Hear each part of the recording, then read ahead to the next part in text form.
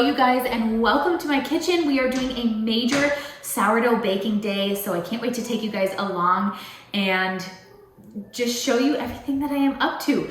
This was not really planned, but when I bring out my sourdough starter to I don't want to say rehydrate it, but kind of re-warm it up from the fridge, I like to use a bunch of it all at once and just get it all done because it does take a while. Sourdough is quite a process. I love the process, I really enjoy it, but I don't always have time for it. So I'm taking you guys along just for memory's sake. I like to know when I look back on these videos like how pregnant I was.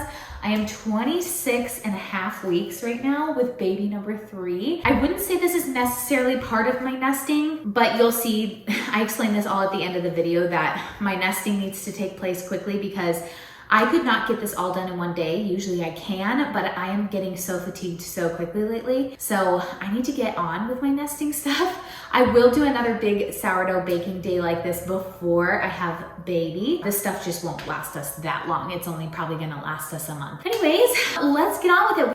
Well, my camera cut me off, but I wanted to just tell you what we're quickly making. So these sourdough discard pancakes are what we're making. We're also going to make some of these banana bread muffin chocolate chip sourdough muffins. Everything we're making today is sourdough, hence the title. Also some fresh homemade bagels that we freeze later on.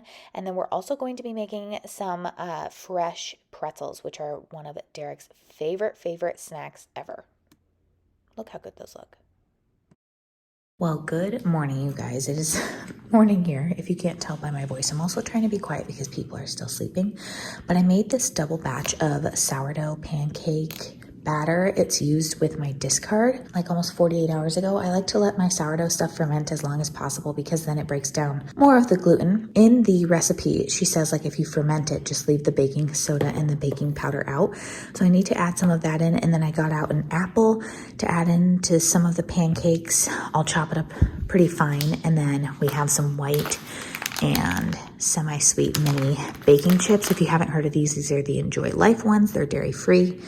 They just came out with those white chocolate chips, which is so cool. I've never seen another dairy-free white chocolate. So we're gonna go ahead and bake these up. I thought I'd take you along. Whenever I do anything sourdough, I do quite a few things at once just so I can get it done and then put it in the freezer. So that's what I'm doing with these. I'm gonna make these up on the stove this morning, and likely some people will eat them for breakfast this morning, and then the rest of them will go in the freezer to be reheated for later. Okay, so right here we are getting started with adding in the baking powder and baking soda. Whichever one this is was 4 tablespoons. I think that's the baking powder, and then 2 tablespoons of baking soda. But remember, I'm doubling this recipe. And I say remember to you because I consistently have to remind myself whenever I'm making these things that I am either doubling it or tripling it if I am, because I always seem to forget. So anyway, we're whisking that right up, and then I'm going to cut up my apple. These apples, okay, well actually not this one, but these apples that I got from the farmer's market recently are so good. They are called Evercrisp apples. I have never had them before. This one that I'm cutting up right here is a Honeycrisp, and it did it really well in the pancakes. They held up really well. I just cut out the bad part like you saw, but the Evercrisp that I picked up at the farmer's market, it actually is a cross between a Honeycrisp and a Fuji, which I love the flavor of both of those, but it has literally zero give to it, like when you squeeze the apple. And I was so impressed with that. I was like, I have to have this. So as soon as we picked up those apples from the farmer's market, I was like, so how do I buy an Evercrisp tree? So I could just have these in my backyard all year round. I don't know. I still have not come across it. So if you know anything about that, let me know. I think we're going to be planting some fruit trees later this year. I don't really know when the best time to plant them is. You guys probably have so much knowledge on that. So if you have any knowledge on how to keep fruit trees alive or whatnot, leave it down below. I plan on doing quite a bit of gardening this year. And here we are, we're just putting them into my lightly oiled cast iron pan.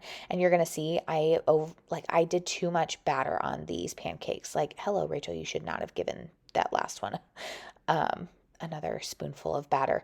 They kind of expand a little bit as they're cooking. These were not the fluffiest pancakes I've had, I got to be honest, but they are way cheaper in comparison to the gluten-free ones that we use, and they're fermented, so I tend to do okay with fermented things as long as it's fermented long enough. We're getting off track here. I was talking about gardening. We are doing, I won't have my gardening done this year, but we're doing quite a bit of landscaping to our yard as well, like our whole property. And that is a whole undertaking in itself, you guys. I cannot wait to share more on that. But as for right now, I am trying to figure out how many like garden beds I need, where I want to put fruit trees, what kind of things I want to grow. It is a whole deal. And I have only gardened 1 year out of containers. So I have no idea what I am doing. But they're getting bubbly here, and that's about when you want to flip them. I get a little dark on some of these. They get a little brown.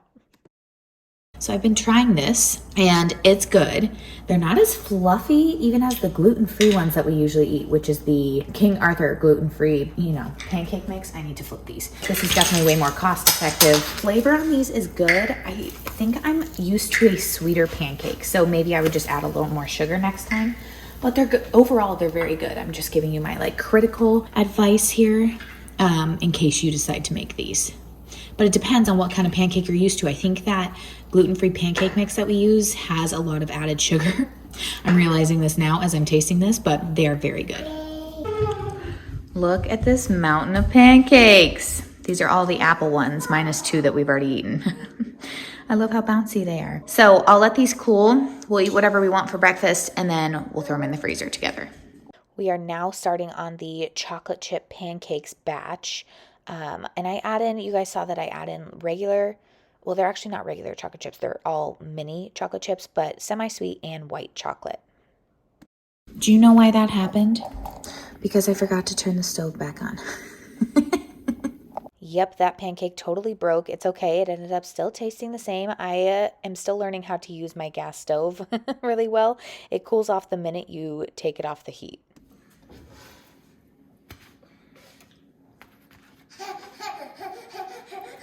Are you excited for chocolate chip? One of my cute helpers. The other one's in here. Hi, Kenny. Here's the amount of pancakes we ended up getting out of that double batch. Clearly, I did not do them half and half, which is totally fine. The kids really like chocolate chip pancakes, and so do I. And I'm not opposed to doing like all of them chocolate chip. I just wanted half and half just for a little variety. These ones are the apple ones, and you could easily add cinnamon into those. I think I already mentioned that. Plus, you have to remember there were probably about 5 more that this made that we ate for breakfast. So these are gonna cool. These ones are actually already cool, but some of these chocolate chip ones I had to finish after church, and I just work in little pockets of time that I have throughout the day. So these will go in the freezer, and they'll be perfect for mornings when we're kind of running out the door and I'm like, oh no, what do the kids need for breakfast? A pancake? Awesome. I wish I had a better way to store things in the freezer other than Ziploc bags. The Ziploc bags work fine. I just feel like it's a lot of plastic waste. I know you can clean them out afterwards. Let's be honest, I am not doing that. Okay, I do not have enough time for that, or like mental wherewithal, I guess you could call it. But I even putting them in containers, then that takes up too much space in my freezer. So I don't know. Do you guys have any other solutions that you guys like to use other than freezer bags? I have yet to find any. So this is what I'm using for now. Here they are, ready to go into the freezer. I kind of divvied them up into 2 piles, even though they would fit in one, just so they'll lay a little flatter in the freezer. Same thing for the chocolate chip pancakes. These got a little dark, but nobody cares. We'll cover it with syrup. Good morning. It's the next morning, and we are 3:50. Yeah. We're gonna be baking off some banana bread muffins this morning. I already made the batter, but I'm gonna link the recipe down below for you. It's super simple. It's been in my fridge for about 48 hours now, which means that it's completely fermented. Let's see, right in the back here. The only thing we haven't mixed in yet, oh, look at that bubbly goodness. Sourdough banana bread. That's why it's bubbly like that. The only thing we haven't mixed in yet are chocolate chips, so let's get on it. We've got our setup here. So we're gonna prep our pan. I'm very minimal when it comes to kitchen stuff. There are very few times when I'm like, man, wish I had more of that. Oh, this is a new spray. It's gonna take a minute. There we go. I wish I had 2 cupcake pans.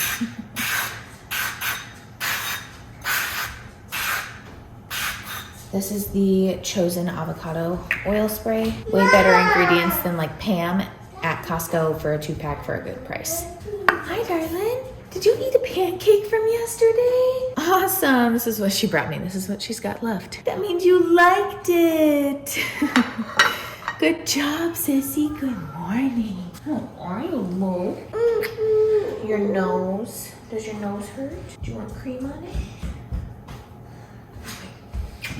Next order of business, taking our banana bread and pouring in a bunch of chocolate chips.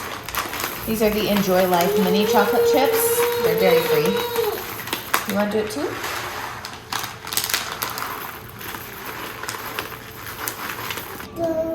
Stir.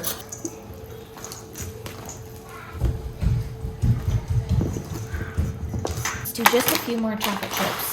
I just kind of eyeball it for how much I know we like to have. You do not need to put in chocolate chips. You don't need to put anything into this banana bread if you don't want to. But I know my kids and they really like seeing the little chocolate chips in there. If I can remember, I'm gonna try and leave myself a note as I'm editing this video. I will leave down below my favorite gluten-free vegan banana bread recipe. I used that for years before we did this sourdough recipe and I still love it. I still use it. I'll leave that down below for those of you who can't do sourdough. Some of y'all are probably out there thinking, girl, she is crazy for only having one muffin tin. I kind of agree with you. When we moved into this house, we moved from a 1-bedroom apartment. So this has been a large change for us. And honestly, we haven't bought much stuff since we've been in here, which it's crazy that we're kind of coming up on a year here soon. We have just been in money saving mode and I do not mind it. There's only a few times out of the year when I'm like, I wish I had 2 of something or an extra one of these, but hey. Okay, we are ready to go into the oven. I just like to kind of clean it off in the middle before I throw it in there so it doesn't get all stuck on there. But these look amazing. Hot, hot? Okay, here's how they look after 20 minutes. I did originally do them for 15. I thought that would be too little, but wanted to try. Let's stick a toothpick in. If it comes out clean, and it did, we're good to go. They are gorgeous and they smell so good. I'm gonna let them cool in the pan just for like a couple minutes so they can set up. I don't know, 2 to 5 minutes, somewhere in there. And then we'll take them out and we're gonna put them on a cooling rack. I just like to go around any kind of muffins or cupcakes that I'm making with a butter knife. I sprayed plenty of that avocado oil in there, as you guys saw, but sometimes you just never know if something is just a little bit stuck down there, and then if you just try and pull it out, it just rips out the whole thing. I'm sure you guys know this. This is like basic 101 stuff, but in case you don't, a little butter knife does well. So we're just pulling these out here and putting them on the cooling rack, and these, oh, do not sleep on this recipe, guys. They are so good. So good. That muffin. This one? Okay. He decided he wants one of these for breakfast, so plate this up. Okay, the kids have decided that this is actually what they want for breakfast. So I'm gonna go ahead and cut them in half just to oh my gosh. They look amazing. Look at all that studded chocolate. We're gonna put on the Miyoko's butter, which is a dairy-free butter. If you didn't have chocolate chips in there, you could easily put some powdered sugar on it. This butter will melt. I just don't feel like spreading it out. While the kids are eating their muffins, I went ahead and got started on the second batch. I thought for sure I was going to have at least 9 of these, but I only made it out with 7. That's okay. These actually did end up going in the freezer, but my kids ate quite a few of them before they even made it close to that way.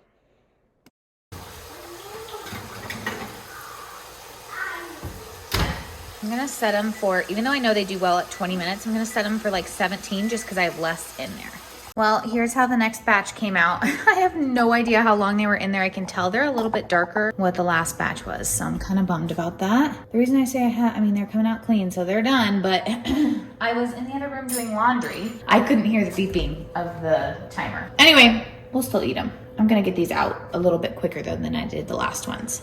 You can totally tell the difference between the ones that I kind of burned. Oh, I'm so sad. They'll still be good. And if this happens to you, just cover it with some powdered sugar. Baby, you got a baby?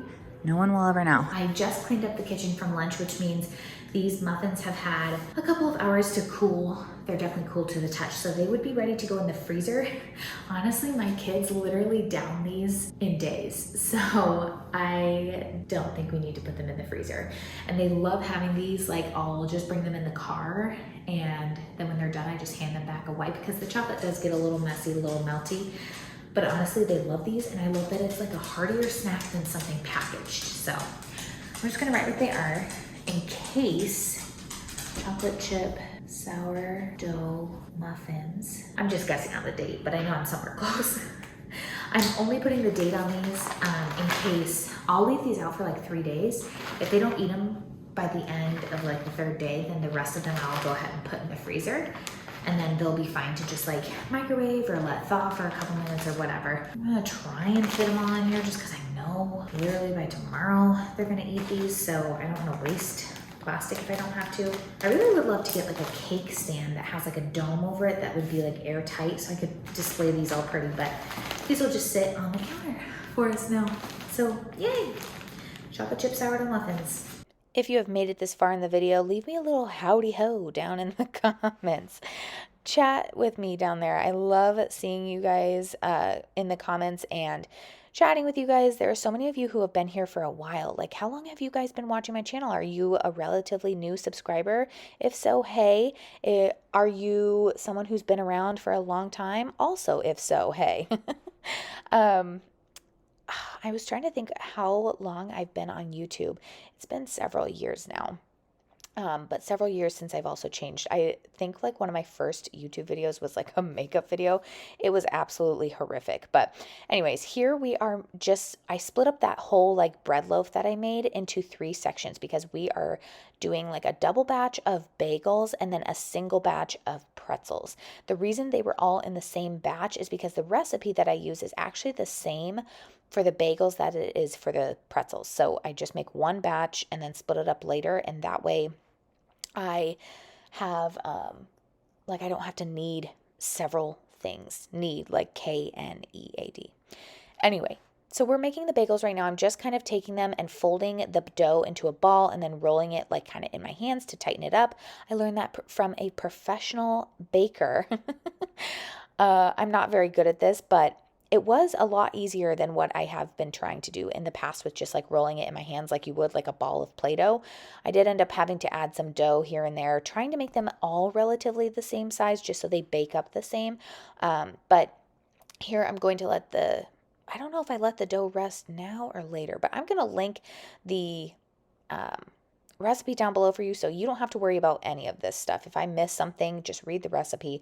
They're so easy. So now I'm just putting a hole in the middle of these bagels, and you're about to see, like, you need to make the hole a lot bigger because see how it shrinks up like that? Make it a lot bigger than you think you need it. So I'm just kind of stretching the dough, and this dough, oh my gosh, you guys, these bagels are so good. If you've never made homemade bagels before, you will never go back to store-bought bagels because they are that good. I feel like that's most everything homemade, right? So I'm going to leave these on the counter. They're going to rise a little bit. And while they're rising, I'm actually making up the pretzel dough right now. I guess not making up the dough. The dough's already been made, but I'm sectioning it off. Let's see. How many did I get out of this? Was that 8? And then what you're doing is you're just rolling it into like a long snake-like thing. Again, it's like playing with Play-Doh, for real. And then you're crossing it over 2 times and then kind of pulling it back down. I am tucking the tails in because Derek says that when I leave the tails of the pretzel out, they get too crispy when I try to reheat them up. I always reheat them in the oven, by the way. I'm going to show you this a little bit closer, so don't worry. I'm going to slow it down even further than this. I'm just trying to give you a good idea of how they end up looking. So here's where we slow it down. So you're going to roll it out into this long dough, like rope-like thing. And by the way, guys, if I can do this, you can do this. I did not grow up knowing how to do any of this. I have learned strictly from other people's recipes. I grew up on like all kinds of boxed meals and stuff. Like my mom was just trying to do the best she could. So we twist it over twice. It's like a long rope, right? I just kind of press the ends down into it so they stay. And then I kind of flip that little knot through a little bit just so it sits a little bit flatter on the counter. That's all I'm doing. So we're going to go ahead with the rest of these. But like I was saying, my mom did the best she could, and she was not a stay-at-home mom. So if you're if you're like, dang, I don't have time to make all these, that's okay. Just choose one thing, or maybe just get a box mix. Like, it's okay. We're all doing the best that we can. Not everybody has a million hours in the day. We all have the same amount of hours in the day, actually, but not all of us spend all of our time at home. So I completely understand that. I hope this just gives you some inspiration of what to do. But we're making our water bath right here. I just added in some baking soda, which is what got all frothy, and then a tablespoon of cane sugar, which is what I was trying to show you. These bagels, I threw them into the water bath. The first batch is always kind of like a tester a little bit here, but you're just boiling them. I do 2 minutes on one side and then I flip them and do 1 minute on the other side. I kind of sometimes have to help them up off the bottom. If they are not floating to the top, that means your water temperature is not right. It's either too cold, or I don't know if it would be too hot. You don't want it to boil over, obviously. Now I've got the water temperature right. You see how they're floating like that. So letting them go for 2 minutes, and I flipped them, and then I take them out with a slotted spoon because you just want to put them right on your parchment paper. You don't want them to be swimming in water though. So we're going to take these bagels out, put them on our parchment paper, and then we're going to go in with our next batch, and you do this all the way through. So I'm coming back to the gardening conversation just because I know there are some of you out there who have to be like master gardeners watching this, or someone who has gardened for years. You guys helped me so much on my Instagram last year when I was doing my first batch of gardening ever. I did zucchini, yellow squash, cucumbers. I'm trying to think of what else. Bell peppers, something else I can't remember, but you guys helped me out so much. I want to know your favorite plants to grow. Like, what are you guys loving? What is something that is tried and true? We are placing these bagels in the oven now so that they can bake off. This is like one of our last steps.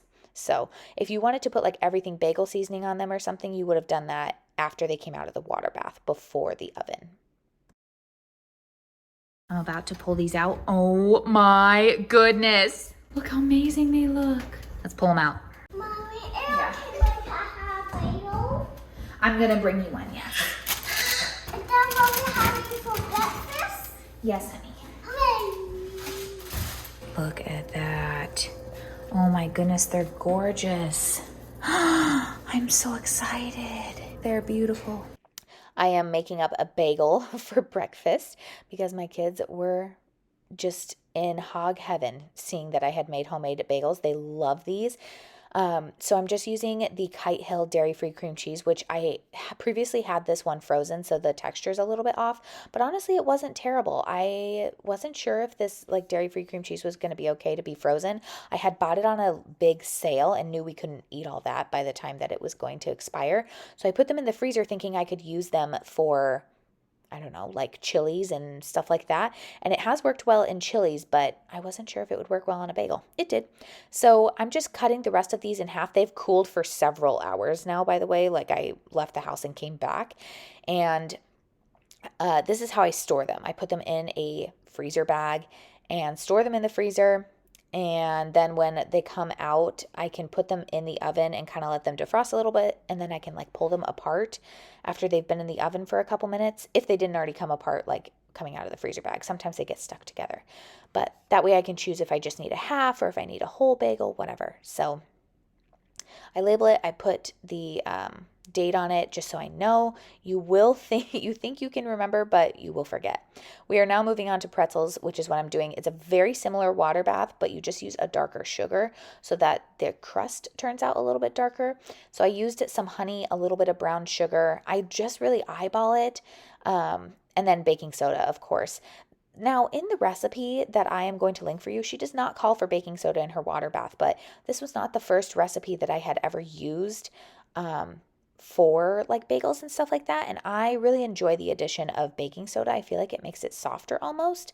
So we're just doing the exact same thing with the pretzels that we did with the bagels. You're putting them in for 2 minutes and then you're flipping them, letting them sit for another minute and then pulling them out. That's literally exactly what we're doing. So here I'm pulling them out with my slotted spoon again, putting them back on the parchment paper. It's super simple, you guys. It seems like there's a lot of steps and there kind of is. This will happen even if you're not making a sourdough type of pretzel. Any kind of pretzel or bagel that you make, they use a water bath, or most of them at least. I guess the more traditional kinds, I should say. But it actually goes by very, very quickly. And it's kind of fun to do. I even let my kids get in on it, which you're not going to see in here, but they loved it. Like they talked about it the whole day after that they learned how to make bagels. And I thought that was so fun. But you saw that I whisked up that egg. It's literally just one egg that I whisked up, and we're just using like the back end of a spoon to kind of brush it on there. If you have like a pastry brush or something like that, which I really should add to my kitchen, because there's been several times now that I've needed it. That's all we're doing is we're just brushing it with a little bit of egg wash. And you'll see me kind of go back and like scoop it out of the like creases here. It's because I just don't like it to get too eggy, and it kind of does if you don't scoop it out of the creases. So, and you can kind of see mine have melded together. Like a lot of them don't have holes in them anymore, but whatever. We're just living with it. This is some just like pink sea salt, and they're going into the oven. Here's what we're looking like at 10 minutes. They definitely still need a couple more minutes. Let's stick them back. Mine took about 16 minutes. The recipe says 12 to 14 minutes, but I found that ours were coming out too doughy like that. I also kind of, made the recipe a little bigger than she says, but look how incredible these look. They are so good.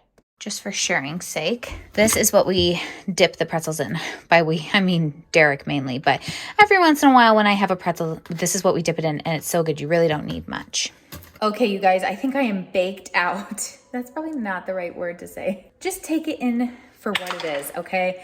I am done baking. I'm done cooking. This took me 3 days. What this is telling me is that I need to get going on my nesting and things that I want to do now, because my body is getting fatigued a lot faster this pregnancy than it has in the past. So the reason, well, for time's sake, I couldn't get to everything in one day, but also for like body's sake. My body was just telling me like, stop, woman. So we've got a lot of stuff baked up. We should be good for probably about a month with these things. I hope you guys enjoyed. I'll leave all the recipes down below, and let me know if you want another video like this. I really love taking you along. See you next time.